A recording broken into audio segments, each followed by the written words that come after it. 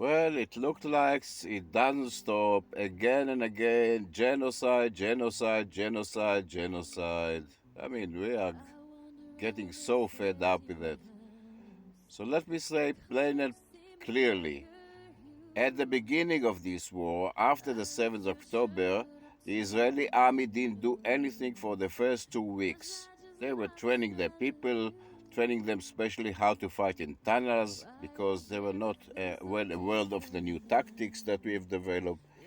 So, in those 2 weeks, Israel launched a massive campaign of dropping leaflets from the air. We are talking about millions of leaflets. Not only that, Israel made 15 million phone calls to the personal cell phones of the Palestinians in Gaza and told him, listen, man, you have two options. One is stay in your home, become a shaheed, martyr. You made Hamas famous and April will support Hamas because you and your family got killed. Or you have option B, take your family, go south, and there in the south, close to Rafah, there is an area called the Muasi. Everybody in Gaza know it. Gaza is pretty small. In the Muasi, you'll be safe. It's close to the border with Egypt, so you will get humanitarian aid from Egypt. So you will get tents, you will get food, you will get medicine. There are field hospitals in there, and you and your family will be saved. Now, if you are parents or think about your own parents, would you think they will stay at home and let the Israeli bomb them and kill them? Are you out of your mind? Almost all of them, those who have sense, have left their homes, and now what you see in all those videos from Gaza are destroyed buildings, and there's no civilians in them. The civilians are in the safe zone. What we have in there are Hamas terrorists fighting from the rabbis or pumping out of the tunnel that almost every building in Gaza have a tunnel underneath. How do we know?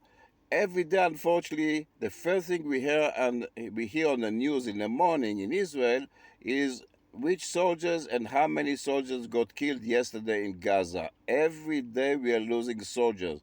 So don't blah blah. Israel is bombing civilians, empty civilian neighborhoods.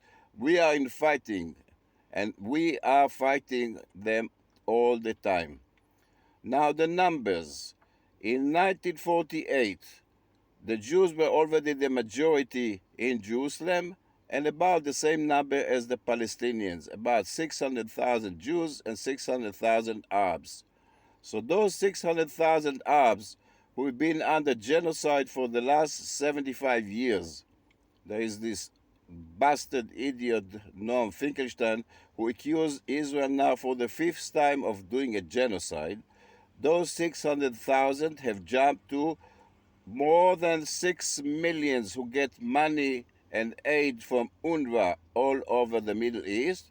Or if you are Gigi Haddad in the state and you are a millionaire, you are still a refugee and you can get aid from UNRWA if you want to.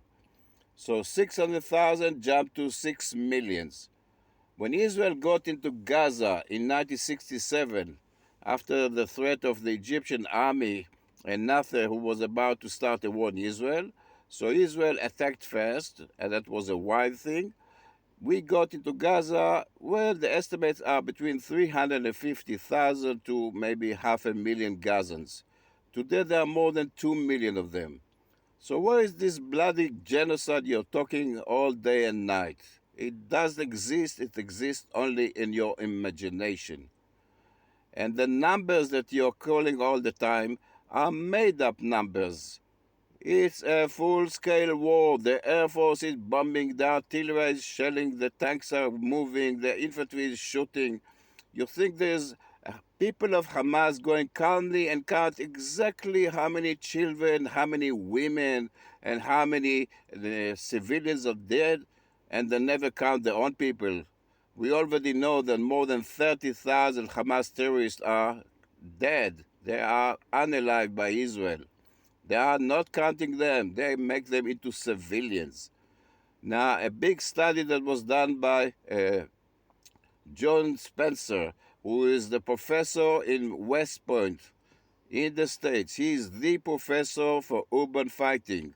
He studied all wars around the world, from Manila in World War II, where the United States wanted to release their hostages in Manila. They killed 100,000 civilians. In Mosul, Iraq, the United States and its allies were trying to get, rightly so, ISIS terrorists from Mosul. There were 3,500 ISIS terrorists within civilians in Mosul.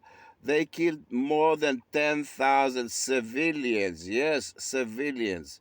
So it's a ratio of 1 terrorist dead to 3 civilians.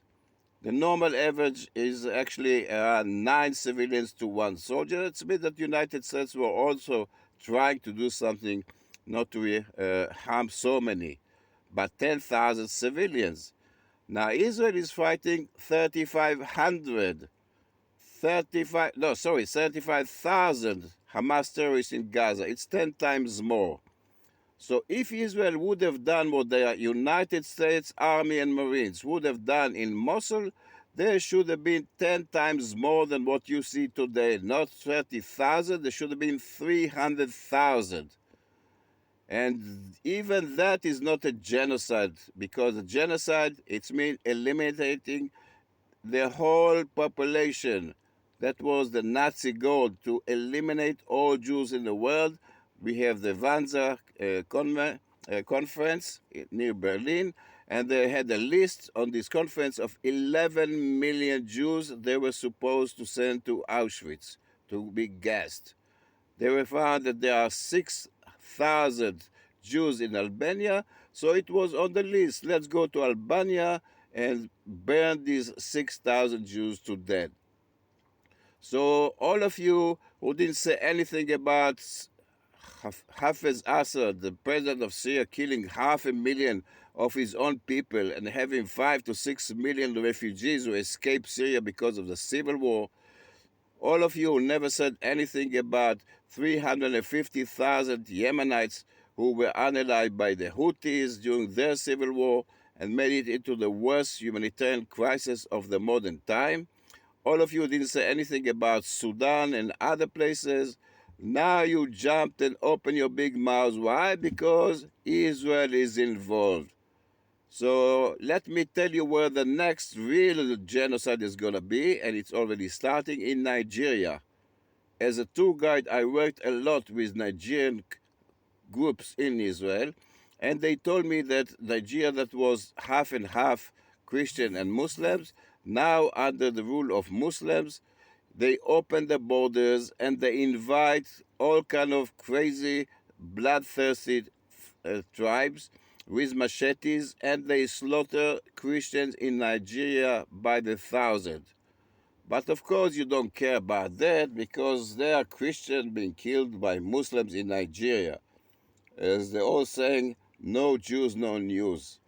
So cut this BS about genocide. There's never been a genocide. There never is a genocide. Israel is, of course, not planning to do a genocide. Why would we do that when the whole world is watching the way we breathe air? Wherever we move a finger, everybody in the world has something to say about it. There's nothing else in their life that they're interested. Not Syria, not Yemen, not Nigeria, just Israel, Israel, Israel. So you think Israel, even if we thought about genocide, and we don't, well, the world would let us? So the fact that you shout genocide about people that you haven't seen by yourself, you haven't counted one by yourself, you just believe propaganda of Hamas, that is enough. We really had enough of all this nonsense. And we will keep shouting about it again and again until you will wake up and say, oh, we were wrong. We were in the wrong side of history. They did it in last operation, Tzuk Eitan. They said 25,000 dead. At the end of the war, it was 2,500, 10 times less. The same now. It's probably 10 times less of what they say right now. So wait till the end of the war and then open your minds if there was or not a genocide.